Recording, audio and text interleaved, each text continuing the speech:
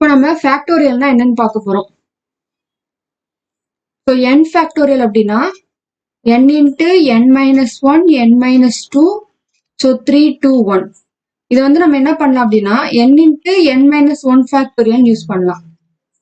n into n minus one n minus two factorial போடலாம்.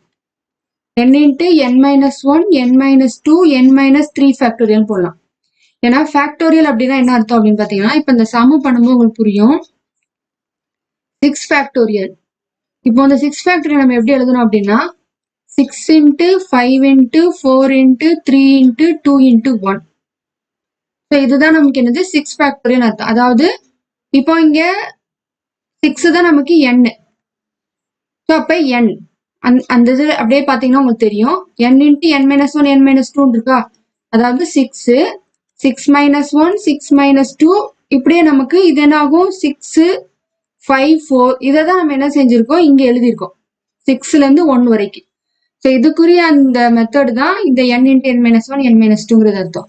இப்போ இது எல்லாத்தையும் நம்ம மல்டிப்ளை பண்ணோம்னா 720 தான் ஆன்சர். ஸோ இப்போ செகண்ட் ஒன்ல 4 factorial plus 5 factorial. 4 ஃபேக்டோரியல்னா 4 into 3 into 2 into 1 plus 5 into 4 into 3 into 2 into 1. So 24 plus 120 equal to 144. The third one 3 factorial minus 2 factorial equal to so 3 into 2 into 1 minus 2 into 1. So the multiply பண்ணோம்னா 6 minus 2 equal to 4. இப்போ இதே இதுல நமக்கு இன்னொரு method பாருங்க. இந்த 3 into 2 into 1 இருக்கா. இப்போ 2 ஃபேக்டோரியல் என்னது 2 into 1. இப்போ இந்த 2 into 1 என்ன செய்யலாம் அப்படியே 2 ஃபேக்டோரியல் எழுதிக்கலாம். 2 ஃபேக்டோரியல் அப்ப இந்த 3 நம்ம அப்படியே முன்னாடி போடணும். மைனஸ் இந்த 2 ஃபேக்டோரியல் அப்படியே எடுத்துக்கணும். இப்போ 2 ஃபேக்டோரியலை காமன் எடுத்துட்டோம்னா 3 மைனஸ் 1. இப்போ பார்த்தீங்கன்னா 2 factorial into 2. So 2 into 1 into 2 equal to 4. So இப்படி போட்டாலும் 4 தான் ஆன்சர். இந்த மெத்தட்ல போட்டாலும் 4 தான் ஆன்சர்.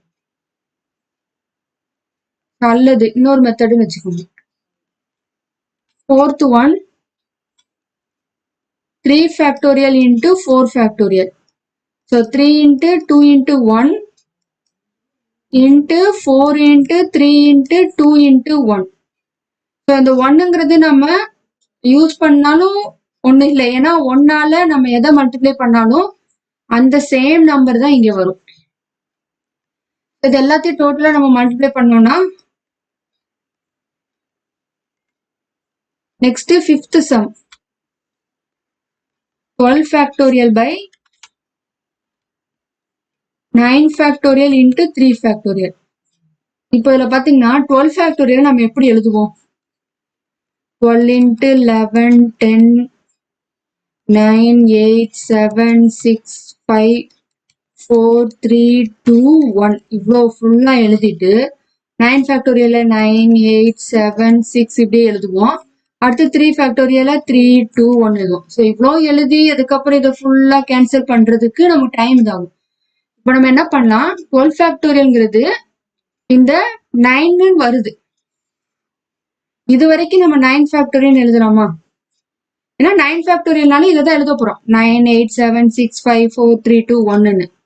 அப்போ மீதம் நமக்கு என்ன இருக்கும் 12 11 10. கீழே அதே 9 ஃபேக்டோரியல் 3 ஃபேக்டோரியல் 3 into 2 into 1 பிரிச்சுலாம். இப்போ 9 ஃபேக்டோரியல் 9 ஃபேக்டோரியல் ஈஸியாக கேன்சல் பண்ணிடலாம். 3 12 ஸோ 2 4 ஸோ லாஸ்டா 220.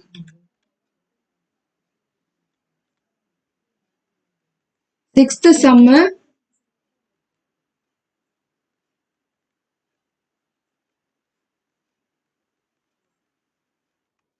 இப்போ நம்ம எப்படி பிரிச்சு எழுதணும் அப்படின்னா n plus 3 n plus 2 n plus 1 factorial by இதே n plus 1 factorial வச்சுக்கலாம். ஏன்னா நமக்கு இங்க கேன்சல் பண்றதுக்கு சான்ஸ் இருக்கு. இப்போ லாஸ்ட் ஆன்சர் n+3 n+2